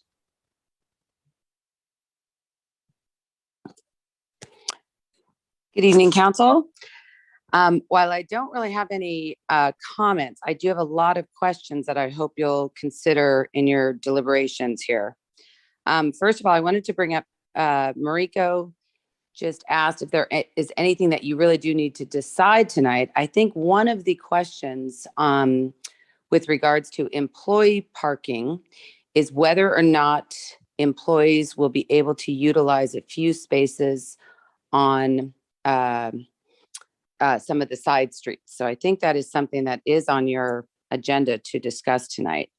Second, I did want to ask why, if only 10 to 20% of the people are staying past 3 hours, if that's a study that we've done, why would we only charge $1? And that is something that we've not gone to the merchants to ask about, because I think most of the merchants with whom I've spoken would say that if somebody stays 3 hours, that they would be more than willing to probably pay $2.50 to possibly $3, which in turn then would add more revenue for sure. The other thing with that is if people do, the best part about charging at all is if they don't pay and they do get a ticket, that is also revenue that's kind of hard to come by, but or hard to swallow, but it's revenue nonetheless. I do wonder, and I don't know if this has been discussed, as to what you plan to do with those revenues. I think that, we're always talking about how we're going to find more money in this town. And I think this is a huge opportunity that I don't think you should overlook. The other question that I had, I do think Marika brought this up as well. It's quite confusing that we have 2-hour slots, 3-hour slots, 30 minutes. I think we really need to have consistency throughout. And I think signage is going to be very important for that, because that has always been confusing. I would suggest that on North Santa Cruz, it all be 30 minutes to just keep it easy and people flowing. The chamber likes the square signs better. We've interviewed a few people on that. In terms of PR outreach, I do think that we could get a good group down at the chamber to actually discuss the signage and the square versus the arch, as well as the dollar amounts that we could charge for people staying later more than 3 hours. And I do want to recommend that for seniors, the using their phones to add time is going to be really difficult. So I want to make it as easy as possible for, the over 30% of our population that is, 60 years plus, that will get really frustrated with not having the opportunity to make it to just pay as they go right there at their parking spot or in the parking lot. Thanks. Thank you. Any questions? Looks like we have a question from Vice Mayor Risto. Thank you, Ms. Summers. So as you're representing the chamber, I'm glad to hear that it sounds like the chamber supports charging for parking, and it sounds like you're asking for more. Do you have a feeling in your position what other, I know Valley Fair is starting to charge, but do you have a feeling for what's being charged in other communities and where there would be a feeling that this would not be a great idea? What dollar amount we'd hit, or like, what are you basing it on that we should be charging more for parking? I think a 3 hour or even 2 hours is pretty generous. Again, I would really love to talk to the merchants about that to see what they think would be fair. But if they have parking for their employees and for themselves, and then they have convenient parking for their patrons, I think that they might be, amenable to, at least a $2 an extra hour charge. I'm not, to be honest, I'm not sure, but I think that there is some discussion to be had there, because I think this is a revenue opportunity that I don't think we want to just squander by only charging $1. All right, looks like no more questions. Thank you, Ms. Summers. Any other members of the public wish to address us on this item? I don't see any more hands raised, so I'll close the public comment and come back to council. I do have a question that an idea I want to inject and see what the other council members think also. I'm wondering if there's some way we can underemphasize and overemphasize other lots in our parking direction. And I say that because, for example, the parking lot in front of the chamber fills up fast and is always full, and everybody knows how to find it. If you're from out of town and you follow a parking sign to that lot, it's going to be full, and the next lot next to it's going to be full, and you're going to start getting frustrated. So a lot of people come and they know where the lots are. We're really trying to get some of those people that maybe don't come as often, and they're probably going to need to find some of the other lots that aren't as busy. So I'm wondering if you have any ideas or ways of sort of underemphasizing directing to certain parking lots and overemphasizing to some of the less utilized lots. Let's start that as a question, then hopefully other council members will comment.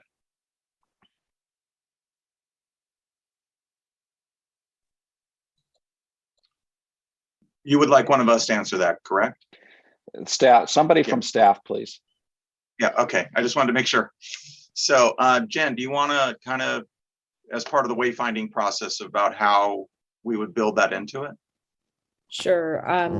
It's an interesting question you're asking, and there probably are ways that we can sort of overemphasize certain lots versus others, just in the number of times you add a message to a sign. I know we've been talking a lot as a group about the future digital signs and how that might impact also sort of which lots you might be able to access. We've not discussed that per se yet, but I think that's something we can further study. At the moment we're looking for general design direction, but I think the navigation of these signs is supposed to be like a network of signs, so that the circle P directs you to the next sign, and each of those is on wayfinding. So from a visitor standpoint, we're trying to get people to different destinations. But the thrust of this project is absolutely heavy on parking to get people parked and walking. And I think that's something that we can further study to try to overemphasize certain lots versus others. And the thing is, we have parking all over the place. So if I were to go to Maine and Santa Cruz, you would have a parking arrow in every direction. Now, if I'm new to town, what is that? Where does that mean I should really turn to have the best chance of finding parking? And if you've got people that are looking for parking, is there some way to create a flow so that it starts at this lot and then moves, down the line, instead of going from a less likely lot, going from a more likely lot that happens to be full and then sending them to an even less likely that it's available lot. And then, is it going to be helpful? Because we've got lots down, behind the buildings all the way down. So you're going to have parking signs going everywhere. And if we have too many parking signs, is that going to be helpful?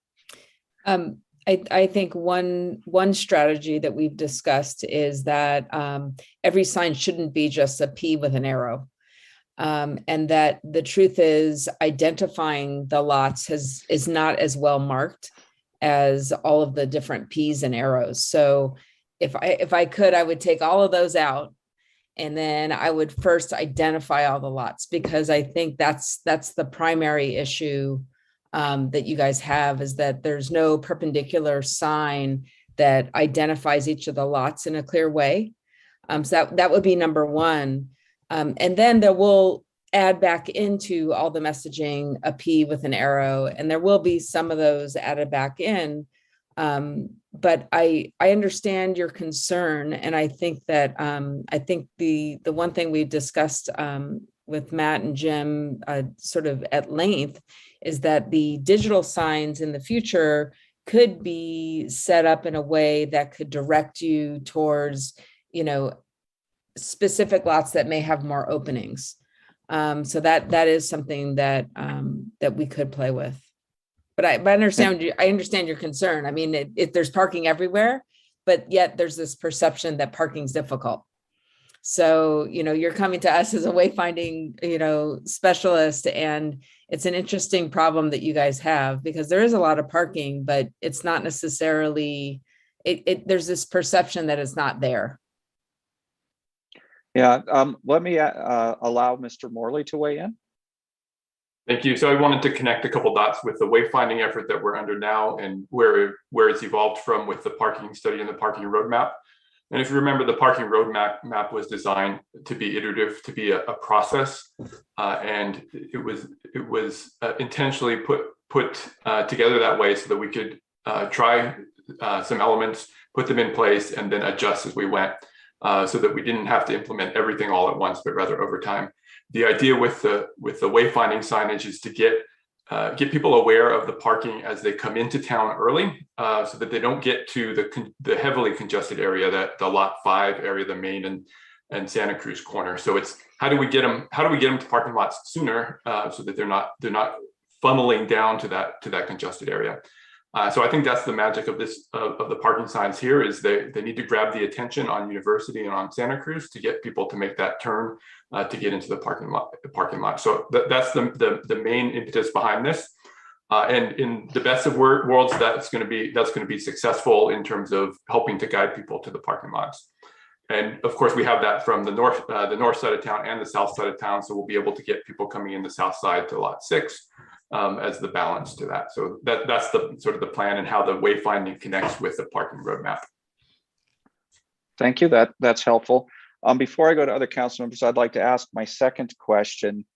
In order to go to the digital signs, we're talking about tearing up, all over downtown, and I see that as, far in the future because it's going to cost so much.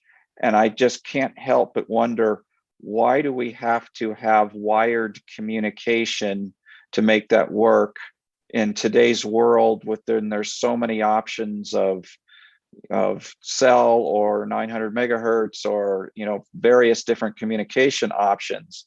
And because I think it's going to take us a while to be able to afford it, couldn't we just go out to some of these companies and say, hey, do you got any R&D in the works where for non-trenched communication lines?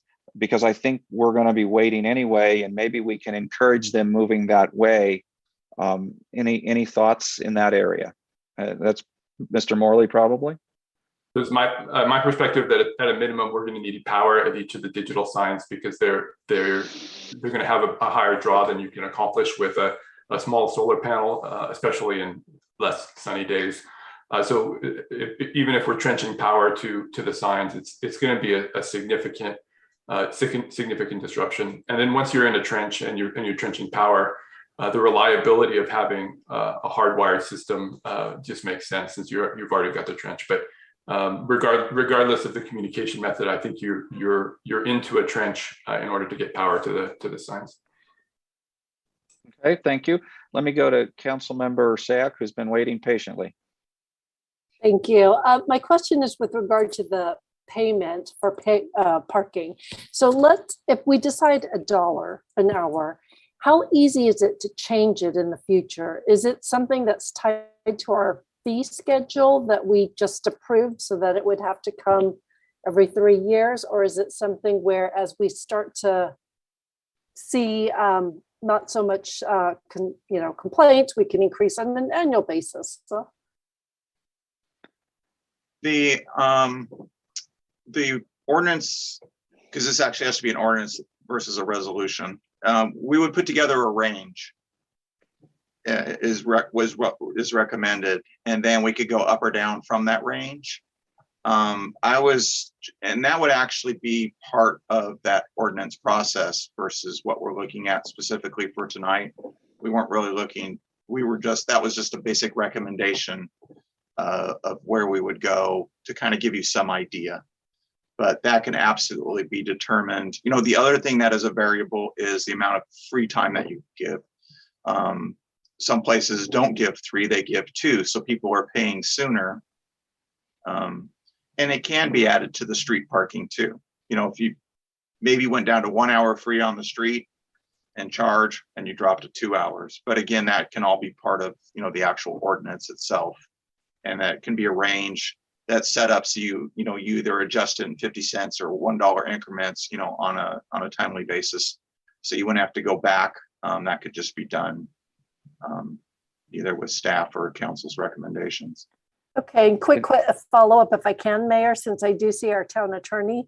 Is it possible to not even include it in the ordinance so that it could be, because my concern is if it's in the ordinance, it would have to, and we put a range, ultimately it may still have to come back to council. And I'm looking at how to make this just a quick staff, well, I guess I'm trying to simplify it, basically. So typically your ordinance is going to say that the rates and timing will be set by resolution by council. Okay. So you don't have to come back for first and second readings, but you would have a public hearing if you're going to change your rates and resolutions. And I will state that Paso Robles was mentioned, and they started out with 2 hours free and then started charging $1 an hour.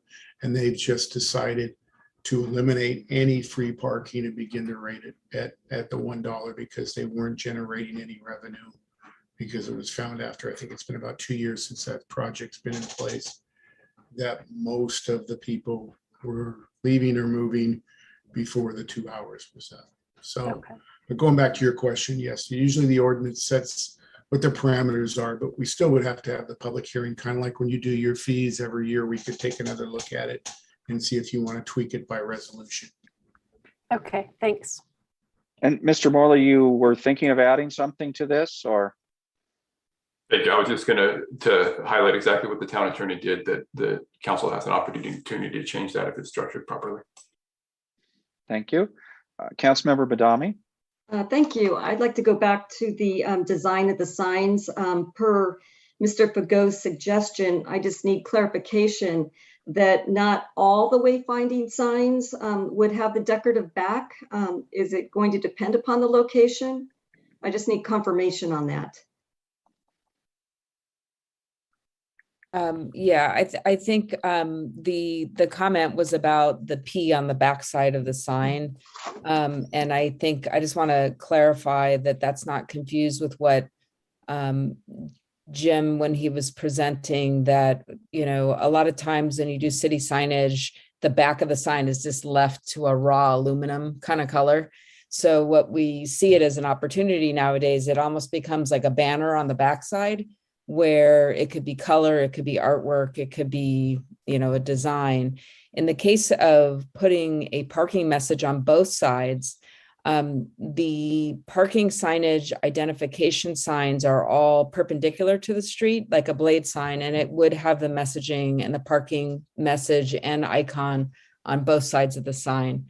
Where it's a parking directional, where it's a P with an arrow, that would be on the side of the street that the driver would be on, so that it would direct people to turn left.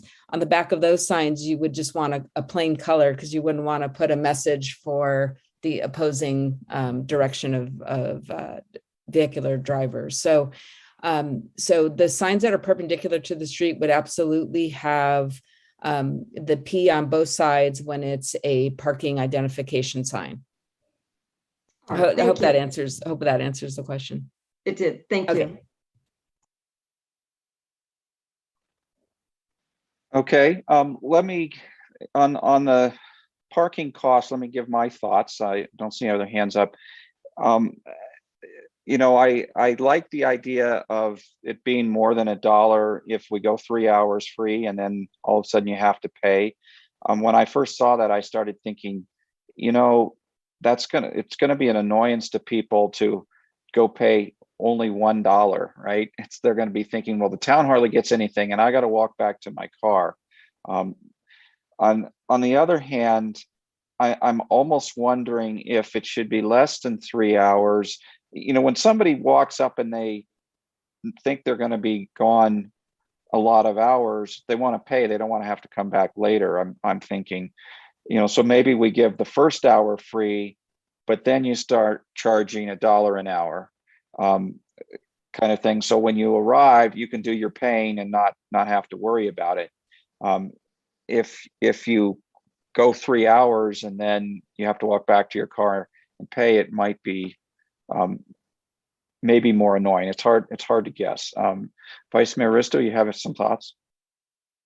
Yeah, I'm not sure how the app would work. I mean, if somebody parks, would they just sort of preset it or do something, and then they could get an alert when the time is running out and be notified that they have to pay? If They stay have longer, or would it just be, oh my gosh, I've been here. Go ahead. They have alerts, and you get them 15 minutes ahead of time, and you can reload it in on your phone. So you don't have to go back to your car whatsoever. You don't have to go back to your car whatsoever. Okay, what I'm familiar with. The other comment I want to make is I'm not sure in the lot, maybe we want to start out with 3 hours and eventually go to 1 hour. But I'm sort of feeling like, well, on Santa Avenue, we're keeping those at 30 minutes right now on the main part of Santa Cruz between Main and Highway 9, correct? So I was going to say, otherwise, the other street parking maybe should go to an hour because we want that quick turn. If someone's doing multiple errands, they should be in the lots anyway. But that might get kind of crazy to have 30-minute, 3 hour, 2 hour on the residential streets, 1 hour on Main Street. I don't think we want to make it any more complicated than we have to. But I would be opposed to allowing anyone to pay to stay longer on any of the on-street parking. I think anyone who wants to stay longer, whether it's 3 hours or they're paying, should be in the lots. And the other thing is, we'll have to look at, these are my thoughts. We would want to look at, do we want to go less than 3 hours? Because the reality is parking enforcement ends at 6 p.m. So what that means is anyone who parks after 3:01 p.m. can park indefinitely because they get the rest of those 3 hours plus into the night. So we would never be collecting payment for that. And maybe that's okay, but I just think, we kind of want to look at that and how long do people really stay downtown? When people used to talk about dinner and a movie, well, we don't have parking enforcement at those hours. And so, I don't know. I guess maybe we start out with the 3 hours, and if it feels like employees are doing the car switch or whatever, or it looks like people are parking and using it for things other than business downtown, we start going to the hour. This is something that can be constantly adjusted, and that's what I like about it. Doing it in phases, the time can be changed eventually, the dollar amount can be changed. I do think, though, this is the right direction. Other comments from council members? Councilmember Hudis? Yeah, it does look like we're headed in the right direction. But I think we want to keep in mind that in the Dixon report, wayfinding phase 1 did include the electronic wayfinding. And so we're taking that apart now. So that's no longer part of phase 1. And so I think this may or may not work. And we may or may not be able to effectively get visitors to know where to park. And so I do think we have to be prepared to move toward the electronic wayfinding.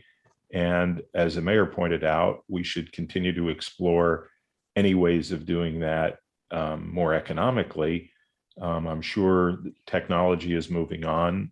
And I know that there's talk about using cameras instead of loops and things like that. In any case, because this will generate some revenue, I think we should try to fund and use this revenue to fund that electronic wayfinding as much as we can, so that we can at least make some progress toward that.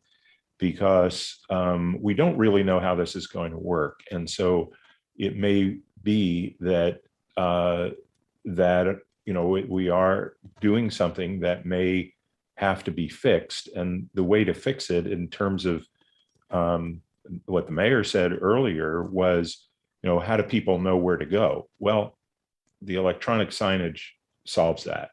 And that's the best way to solve it. And so if we're in a situation where, people are complaining, they're paying fees, they're getting fines, and merchants aren't getting customers in because they can't find a place to park, then I think we need to start preparing for that part, which is an integral part of the phase one. And so we're going to have to find a way to use some of the revenue from this phase in order to fund that. In terms of the amounts being charged and the time, I think the recommendations in the report are fine. I think that some of the parking has to be for people who go to lunch, and you can't. I don't think it would be good for especially some of our nice sit-down restaurants for people to be limited to an hour and to have to get up in the middle of their meal, or to be surprised with a ticket if they're not familiar with the app or they don't have the app. That would be a real negative on the town. And then the final thing I wanted to say is that I think we need to do more education and outreach that's real simple. Not the full Dixon report, but some kind of very targeted messaging that we make sure that every one of our businesses downtown is aware of these changes, what the signs mean, how they can help educate their customers.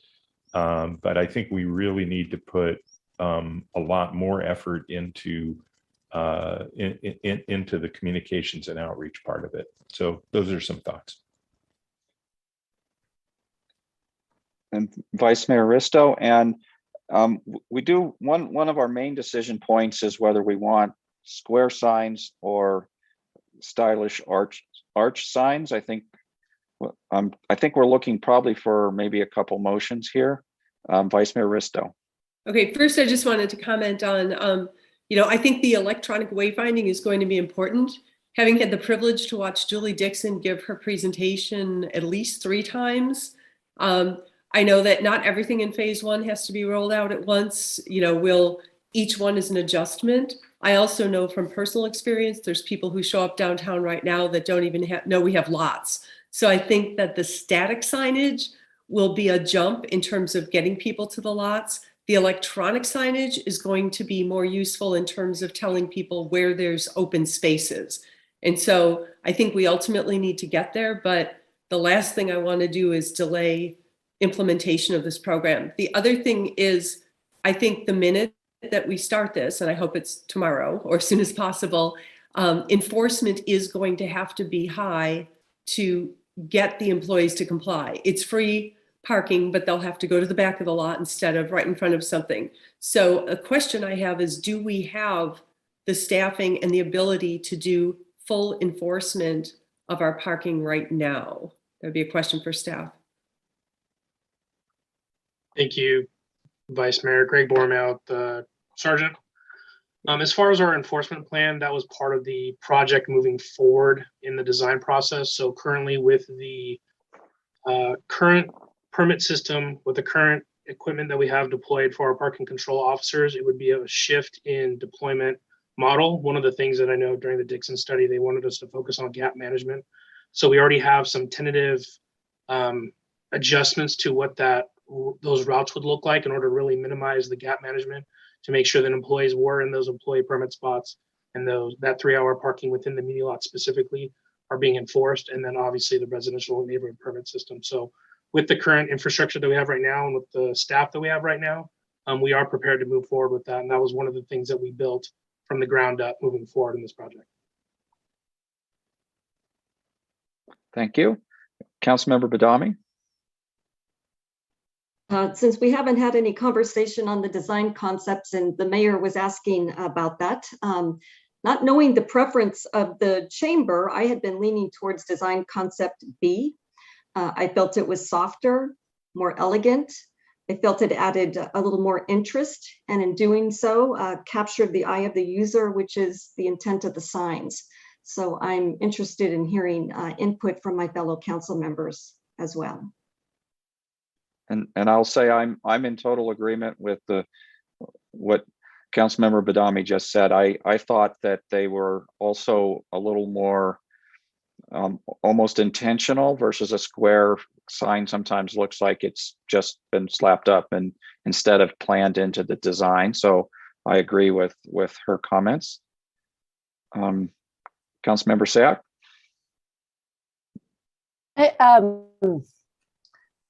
I don't really have any strong feelings towards this. If I were to vote, I would vote for option A, but I'm hearing 2 already for option B. And so to help move this along, I'll move that we recommend design concept B and see if we can just put that as a motion and get a second.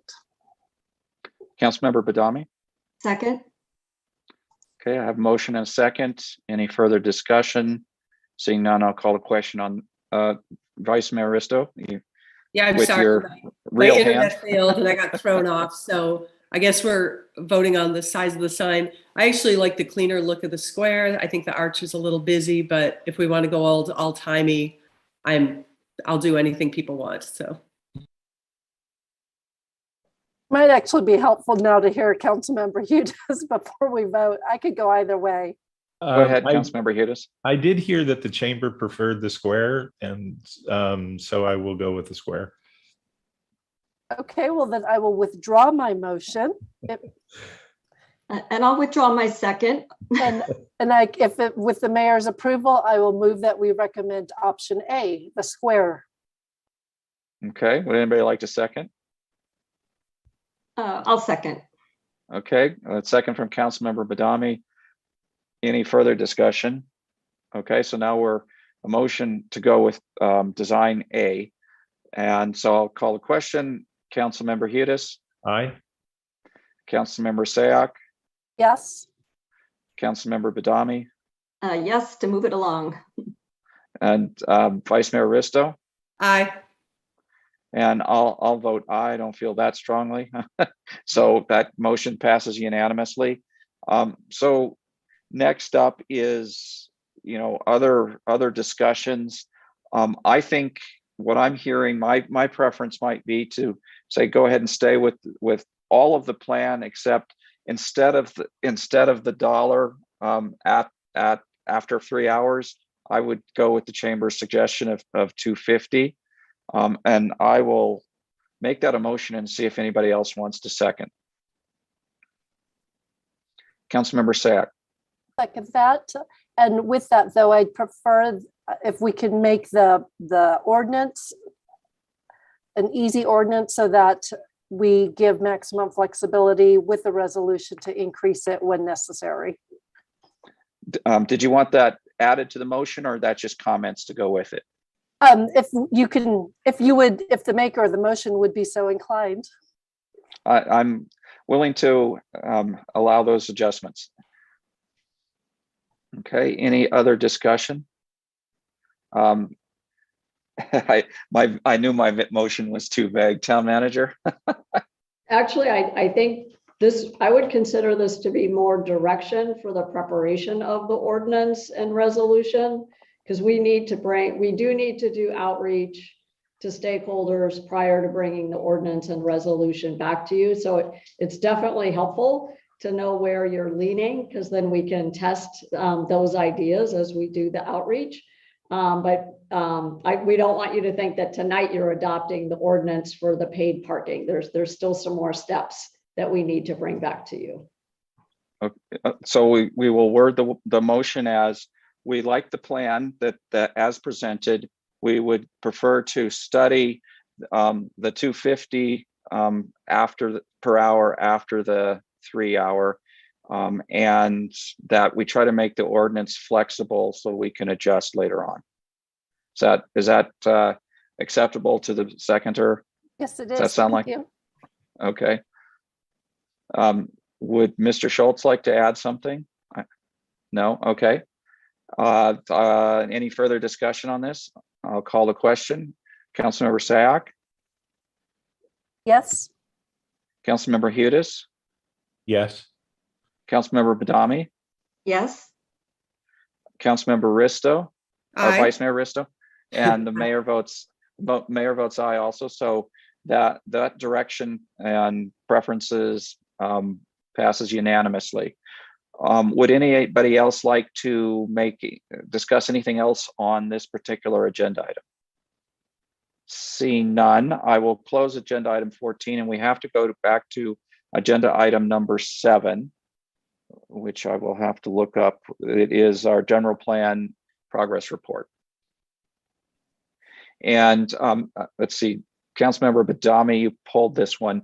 Did you have, in the past, we've sort of let the puller say kind of why you pulled it or what you want to know or so forth, so we can understand how thoroughly staff should discuss it. Okay, so we're to accept an annual progress report, yet there's no requirement for a standardized form or format. My concern, and along with other town residents, is that the Housing Element Advisory Board has not made progress, having 7 of 10 meetings canceled, and we're now approaching the second quarter. So my question for staff is, how does this comport with progress and being on schedule for a deadline of January 31st of 2023, and with the draft 2040 general plan also behind schedule? Would it be reasonable for the meetings to resume and base it on the current 2020 general plan? Okay, I'm going to let staff try to tackle that. Thank you, Mayor. Jennifer Armour, Planning Manager. I'll start with an answer to those questions. I'm going to start by sharing just a description of what this item is. It's an annual progress report for the general plan and housing element. This is the standard form that it is presented to council every March before it is then submitted to the state.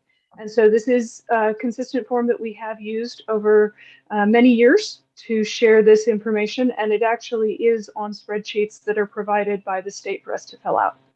So beyond the content of the report that was provided to council, I can also give some update on the progress of the housing element update and the general plan update.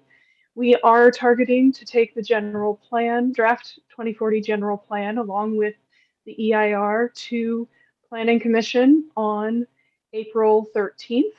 We should be able to finalize that meeting date within the next week, and we'll be publishing the final EIR for review by Planning Commission, Town Council, and the public as soon as it is complete. Again, should be available shortly for review. In terms of the next steps for the housing element update, it is actually part of the plan that there are periods of time in this process when we don't have public meetings with the Housing Element Advisory Board. That is actually part of the schedule that was presented to us with from the consultants. And so while we do continue to put out these cancellations of meetings, those actually are expected and planned as part of the process. The reason that we do put out these cancellation notices is that we wanted to set up a standard schedule for the HEB for them to meet twice a month, so that when we need 2 meetings a month, we already have those on the schedule for the HEB members. So wanted to start with that kind of basis of information, but I also see that we've got our Community Development Director available in case he's got anything else to add or you have further questions. Councilmember Badami, do you have follow-up questions? I don't. Ms. Armour, that was very helpful, especially the April 13th date. So thank you for providing that. Thank you for your explanation. And I'll see if Mr. Paulson wants to add anything further. No, I think Ms. Armour covered it well. Ms. Pravetti might have some additional comments. I would just offer that this is not dissimilar to when we had our general plan updated advisory committee. There's a lot of behind the scenes work that needs to get done before we can go to meetings. So a number of those were canceled as well throughout that process. And then when we got to a certain point, then it really got to be every 2 weeks we need to meet. And so that's pretty standard for these long range processes like this. But I don't have anything else to add with the exception of Ms. Pravetti, I believe that's. Thank you. And I just want to say that to thank the councilwoman for asking about the current housing element process and to distinguish between the new housing element, which is currently in preparation from the annual progress report, which is before you tonight. The annual progress report is really looking at the current RENA number, the 619 units that we need to plan for housing. And so this is really a progress report on our current RENA. It's not yet a progress report on the new 6th cycle RENA, which is going to be the basis for the next housing element. So we've got two types of housing element evaluations going on. And this one is required by state law so that we can continue to match our progress for the 619 RENA cycle. Okay, let me see if there's any members of the public wish to comment on this item. Don't see any hands raised, so I'll close the public comment on this and come back to Councilmember Badami. Okay, I'll go ahead and make a motion. I move to accept the annual progress report for the general plan and housing element implementation. Okay, thank you. Would anybody like to second? Councilmember Sayak? I'll second. All right, so I have a motion and a second. Any other discussion comments? Don't see any, so I will call the question. Councilmember Sayak? Yes. Councilmember Hudes? Aye. Councilmember Badami? Aye. Vice Mayor Risto? Aye. And the mayor votes aye. That item passes unanimously, and that is our last item of the night.